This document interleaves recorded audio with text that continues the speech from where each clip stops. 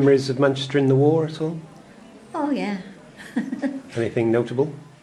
Well, I was evacuated when it started, but most of the kids had come home by Christmas. We were only to Accrington, to Oswald Twistle, and most had come back home by Christmas, so they brought the rest of us, because, phony war, nothing had happened by then.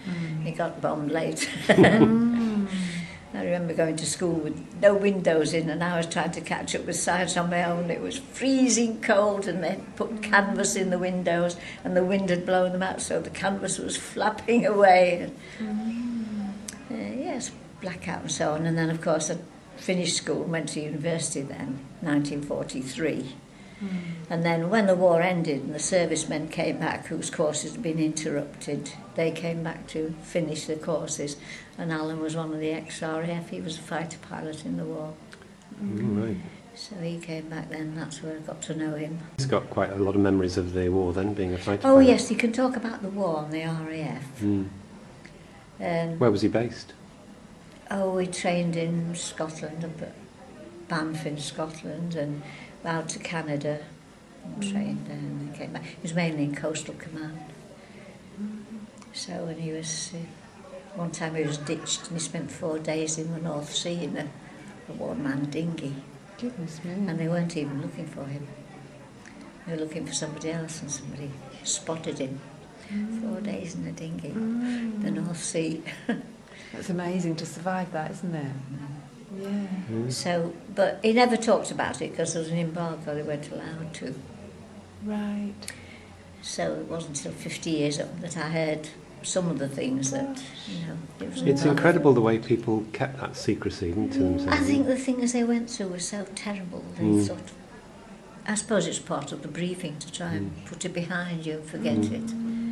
But now he recalls stuff, and of course all the young men that lost, you were one raid, 22 went out and 3 came back. Gosh. So he gets upset then when he thinks about those. Yeah. Quite understandably. Yeah. So there's nobody we know. That's the trouble when you get old. Your friends have either died or moved away. So it's too far for the children to dash up.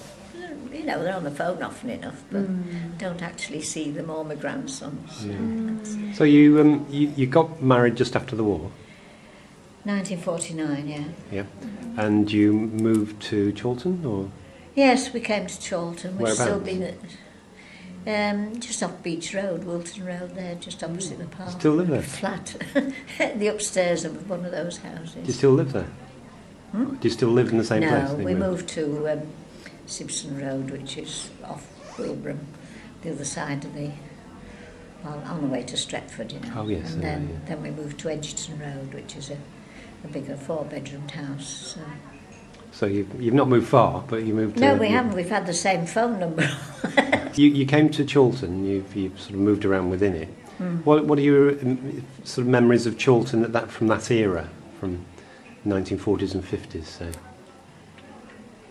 Well, it was just a small estate, I moved in because we moved into a house from the flat when I was having a baby.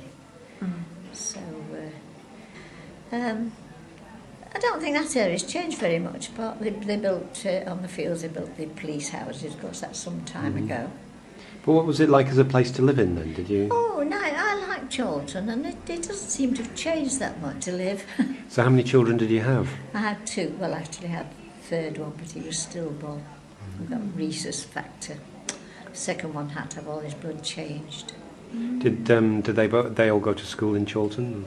Yes, St John's Catholic School on High Lane, and then Michael went to St Bede's and Janet went to There were plenty of night school classes, very cheap, cost you about 30 bob for the year. What kind of things did you do? Well, I joined, when Janet started school at 5, a group of young mums at the gate, we decided we'd go to keep fit. Yeah. So we did, and some of us are still doing it up till now. Yeah. But after a couple of years, I went on a training course, a 2-year training course to become a leader. So have you done that since as well? I did it for about 30 odd years, yeah. What did you do for leisure? Was it mainly the keep fit? Oh, I've always had lots of hobbies. I've done silver work and lapidary. I've always done a lot of knitting and sewing, always made my clothes and the kids' clothes. Until it got to the stage of having proper flies in trousers, and then I bought them. And I don't know, I have a go at anything, you know, even winemaking. I don't drink this because a cellar full of wine. I don't know. It tastes horrible to me, so I don't know whether it's any good or not. I don't know, what have I done? That's the trouble, our house is filled with all the remains of these things. I've got my own Black and Decker, my own workmates and sander and everything like that. Oh, so you've always been a bit of a do-it-yourselfer. Then I got it, oh yeah. I always painted and decorated, I always did that. And the latest one is dolls. I had to go at making dolls. Well, it was really, I got MS and I'd lost the use of my arms and hands. And it was, one attack was quite bad, and I was so frustrated in not being able to do things with my hands. I started practicing on bits of material, and so I wouldn't waste anything. Then I thought, well, you know, I'm using these skills, I'll make something small. So I started making dolls' clothes, which involve the same skills but doesn't waste the material if you make a mess of it. You've got no lack of interest, have you? No, I'm just short of time and energy. Well, Alan takes a lot of time. Yeah. He's all right, but you get exhausted explaining and answering the same questions over and over again. When did you first come to Chorlton Good Neighbours? Oh, no, I think I just saw that it said Good Neighbours on. I popped in. It'd be about when I said, could anybody join the painting class, because the one at that day. The first paintings I've got that I've signed were 2003, so I must have joined 2002. So how did you come to join? I just popped in here to see what the morning coffee advertised, to see what was going on. Were you reluctant to do it? No, it was nice to see some other women and doing something that I like, drawing and painting. I found sometimes people found that first sort of getting into it a bit difficult because you don't know anybody. When you've taught, you lose your shyness. You have to be ready to face a group of strangers and even order them about. So it was the art that interested you? Yes, I said, can anybody join us? And they do odd bits of crafts, bit of yoga. What do you think about Chorlton Good Neighbours? I think it's excellent. They have a monthly dinner tea on a Sunday. I usually leave that because it's mainly for people who live totally alone. I mean, I've got Alan. They have outings for them. Do you go on those? I've been on a couple to Moseley and up to, I went up to the one that they take near Oswald Twistle, because I was evacuated there in the war, so I went back to see that was where last week, wasn't it? They did have one, but I went a couple of years ago. They had one, so that was the only one. But no, I think they do marvellous things, and there's a nice atmosphere. The same lot come every time, you know, and they have a Christmas party and say these outings and things, and there are individuals help, and they go and visit people who can't come, and they give lifts to people. What about, I mean, it obviously does a really good job with the people that come here, but aren't there probably other people out there who are isolated who don't know about it and don't come, do you Probably, but it's pretty full to capacity, you know. I don't think we could take very many more.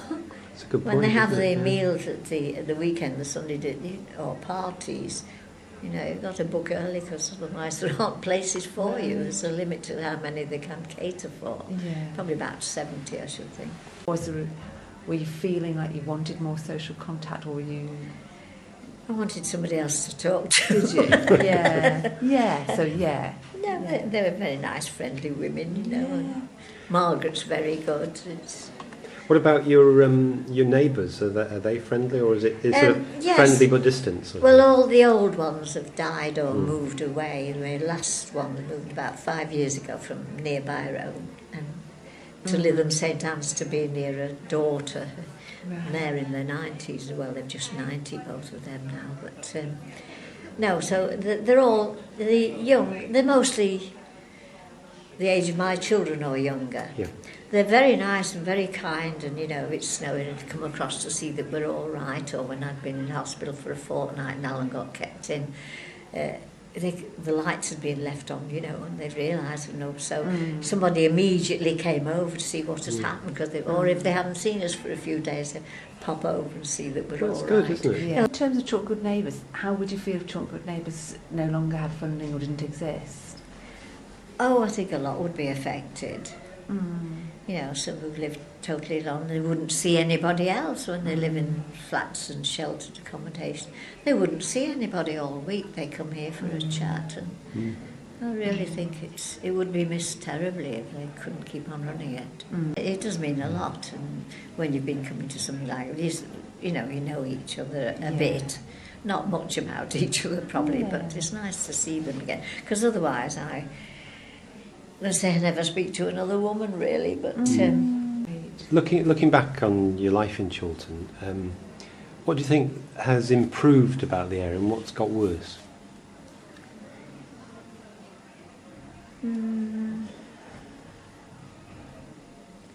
I don't think there's been an awful lot of change, as far as I'm concerned. There's a bit more building, but nothing affects me much.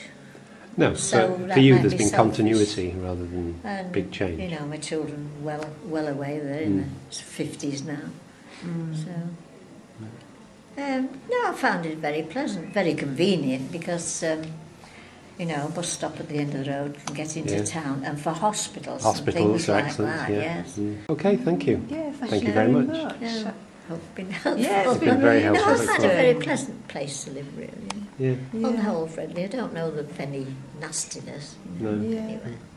Do you currently own your house? Yes, it's our house. And when did you buy your house? 1962, April 62, we moved into there. Because we're quite curious about house prices and how they've How much did you changed. pay for it then? 2,300.